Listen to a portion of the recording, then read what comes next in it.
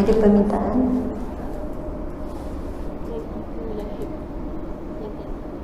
Oh, ada permintaan. Boleh ke lagi 5 minit ni? Boleh 5 minit. Sebab saya dah sebut tadi kisah ibu yang hebat tu. Jadi kat sini kan ramai ibu-ibu yang hebat ni. Masya Allah. Begini ceritanya, kisah benar. Saya pergi jemputan ceramah di Kuantan. Faham? Lepas tu hamba Allah ni dia beri rumah dia. Rumah banglo sebuah cantik. Ada sofa cantik, dapur semua cantik. Bilik anak dia tu dihias cantik.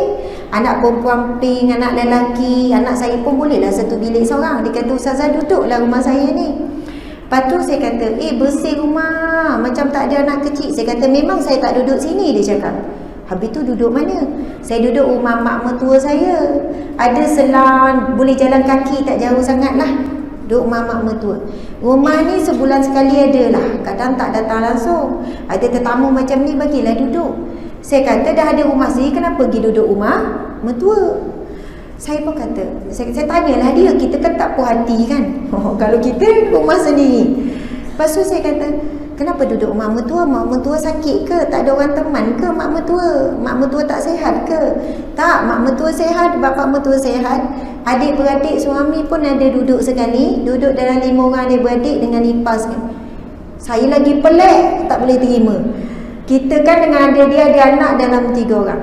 Lepas tu saya kata, kenapa pilih nak duduk sekali sedangkan ada rumah? Dia kata ipar-ipar tu pun ada rumah agak tak jauh, tapi semua nak duduk rumah mertua ni. Lepas tu saya kata, saya tanya, dipaksa ke mak mertua suruh ke? Kita kan macam tu kan. Tak, dia kata tak, kami memang suka. Saya kata, habis tu saya pun tanya, apa rahsia mak mertua ni? Sebab ramai yang mengadu pada saya, anak susah nak balik, menantu tak boleh nak duduk lama, nak duduk gini-gini, apatah lagi nak duduk menetap. Bukan balik sekali-sekala, menetap. Dia kata, Ustazah, mak mertua saya, Masya Allah, dia cerita. Bukan cerita mak mertua zaman dahulu kala ni, cerita dalam tahun ni juga ni. Dan saya pun tak adalah bercerita nak jadi macam mak mertua dia. Bukan maksud saya tu, sebab saya rasa sangat susah nak buat macam tu. Kedua, saya rasa memang tak mampu. Tapi ada wujud mak mertua macam ni. Dia kata, Ustazah, saya menantu. Mak mertua saya ni, Masya Allah, orang yang sangat suka masak. Dia pun sibuk, dia pun bekerja. Dia kerja adalah tu, lepas tu aktif persatuan gini. Dia bukan duduk kat rumah. Kita fikir, orang tua tak ada buat kerja lain kot. Nak buat apa lagi? Masak lah. Tak. Pagi masak, tengah hari masak, malam masak. Tak makan kedai. Sebab tu bila saya tanya dia, mana kedai kat sini, dia sendiri pun tak boleh nak saja kedai mana.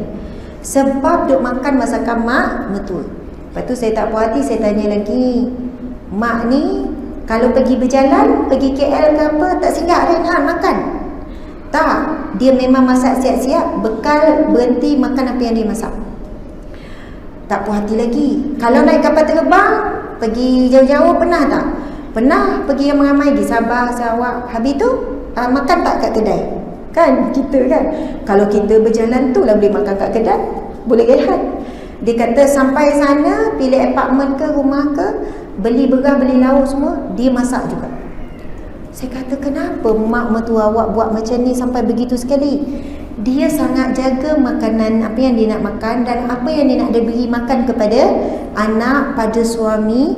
Memang dia ikat sungguh kasih sayang tu dengan masakan. Saya nak masak pun dia kata tak apa, dia masak sebab dia kuat lagi. Tapi yang baiknya menentulah masak. Dia pun naik malu. Tapi dia kata, anak-anak lelaki apa semua ni, walaupun duduk jauh, usaha juga tukar kerja. Walaupun kerja tu lebih baik ke, asalkan boleh duduk rumah mak. Saya kata, ya Allah, memang ni. Lepas tu dia cerita amal soleh mak dia, memang pengetahuan dia lah, sebab duduk satu rumah. Mak ayah ni memang tak tinggal tahajud, bangun awal 2 jam 3 jam pada setiap malam. Lepas tu puasa Isnin Khamis tak pernah tinggal, konsisten, sebab duduk satu rumah, tahulah kan. Lepas tu dia kata mak mertua dia tak pernah cerita keburukan anaknya ataupun menantu yang lain. Walaupun depan mata saya ada menantu menyakiti hati dia, tak ada nak datang luah pada saya. mak kecil hati. Tak pernah dia kata. Sehingga kan saya nak bercakap pasal saya kecil hati dengan Ipar, sama-sama Ipar. Ipar sama Ipar kan di kanan di grup Ipar-Ipar yang adik-beradik. Kami duduk sama kami pun tak buka cerita, tak puas hati siapa-siapa, sebab kami dididik oleh mak mertua yang tak pernah sebut keburukan menantu ataupun anak sendiri. Bukan senang nak dapat ni. Sebab apa? Dia orang yang kuat tahajud. Akhlak dia, jadi lidah dia sangat terjaga. Dia seorang yang jaga puasa. Puasa kita tahu maksud dia imsak, mencegah. Dia berjaya puasa tu cegah, bukan cegah perut je daripada makan minum, cegah lidah daripada bercakap benda yang keji. Walaupun dia seorang ibu, dia berhak kot nak cakap, nak tegur, nak apa. Jadi benda itulah dia dapat didikan, Masya Allah, akhlak yang mulia, pasu jaga pemakanan. Kita tahu hadis Nabi SAW, Nabi bersabda, kullu lahmin nabatin min haram fannaru aulabi. Setiap daging yang tumbuh daripada sumber yang haram, maka neraka lebih utama baginya. Bukan saya kata makan kat luar, saya pun makan kedai makan ya, saya makan juga. Saya bukan tak pergi beli, saya pergi beli juga. Tapi nak sebutnya ada tingkatan. Takwa ni, ketakwaan ketaatan ni ada tingkatan. Ada orang takwa ni, dia punya jaga tu, dia tinggalkan yang haram. Ini biasa orang awam. Orang yang tinggi lagi, dia meninggalkan apa? Yang syubhah. Dia tak makan kat kedai makan sebab syubhah. Kita pergi kedai makan, boleh ke kita tanya, makcik, ayam ni halal tak? Boleh tak kita tanya? Tak boleh. Kita cuma yakin dengan dia sebab orang Islam pakai tudung elok, insya-Allah. Tapi ibu yang begini, yang tadi tu, dia tak yakin. Yang syubhah, sebab antara dua, syubhah ni antara dua. Nabi sebut al-halal bayyin, halal itu jelas. Wa haramu bayyin, haram itu jelas. Wa bainahuma, antara keduanya umurun mushtabihat, ada banyak yang syubhah. Katsirun minan nas la ya'lamuhunna katsirun minan nas. Ramai manusia tak tahu. Ya, kita tak tahu. Jadi ibu ni sangat jaga. Dan Nabi sebut ala inna fil jasadi mudghah, sesungguhnya dalam dalam tubuh badan kita ada seketul daging. Wa iza salahat salahal jasadu kullu, bila daging ini baik, baik seluruhnya. Wa iza fasadat fasadal jasadu kullu ala wahya qalbun. Setiap apa yang kita makan akan membentuk diri kita. Jadi ibu ni dia jaga makanan, dia jaga apa yang nak makan, sampai anak ni sangat dekat dengan dia, Masya Allah. Dan dia seorang yang sangat menjaga akhlak yang mulia, sebab dia jaga sumber makanan. Mampu tak nak buat macam ibu yang hebat ni? Tak mampu. Eleng awal-awal kan? Tak mampu. Tak ada gigih nak bawa lauk, nak angkut beras, nak bagi, nak masak siap-siap, tak gigih lah. Kalau saya waktu tu lah boleh rehat masaknya, kan, nak makan sedapnya masa tu lah. Masya Allah, subhanallah. Tapi kita bolehlah ikut sedikit sebanyak, betul kan ibu-ibu sekalian? Masya Allah, alhamdulillah, itulah ceritanya, kisahnya. Sebab itu janganlah kita ni, bila anak menantu contoh menyakiti hati kita, kita hanya melihat kesilapan pada anak menantu. Betul kan? Kita pun wanita, manusia biasa, ada buat salah. Mungkin kenapa menantu tu, anak perempuan, anak lelaki ke apa, menyakiti hati kita, disebabkan mungkin acuan kita sendiri. Yang kedua, mungkin kita juga banyak menyakiti hati mereka. Dan mungkin juga kita juga tidak menunaikan hak anak tu yang sepatutnya dia dapat waktu dia kecil dulu. Wallahu alam. Dengan kita memaafkan anak, sebenarnya kita sedang memaafkan diri kita. Betul tak? Kita tak boleh menuntut kesempurnaan daripada anak, sebagaimana anak tak boleh menuntut kesempurnaan daripada kita. Kalau kita jadi ibu yang pemaaf, insya-Allah anak kita akan maafkan kita di padang mahsyar kelak.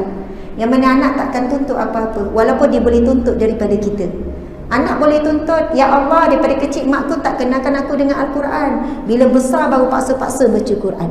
Masa kecil dulu tak tekankan pasal aurat, bila besar-besar baru marah-marah. Anak boleh tuntut semua tu pada kita.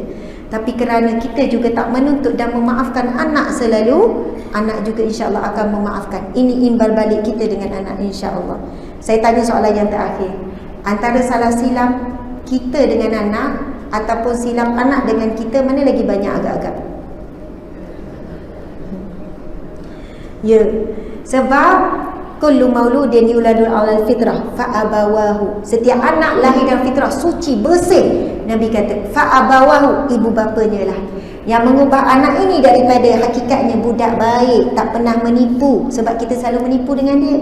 Nanti mak beli ya, nanti ya, tak beli-beli juga. Nantilah ni dia belajar tak jujur dengan kita. Dia belajar mungkin janji dengan kita. Dia belajar tinggi suara daripada kita. Dia belajar tak hormat suami pun daripada kita. Dia belajar suka mengungkit pun daripada kita. Dia nampak kita buat semua tu.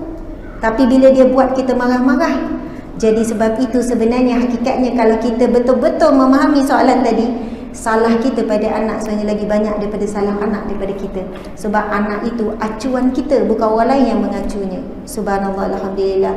Mudah-mudahan ibu-ibu sekalian dapat manfaat daripada perkongsian pada hari ini. Saya minta maaf salah dan silap. Terima kasih kepada semua. Sekian wabillahi taufiq wal hidayah. Assalamualaikum warahmatullahi wabarakatuh.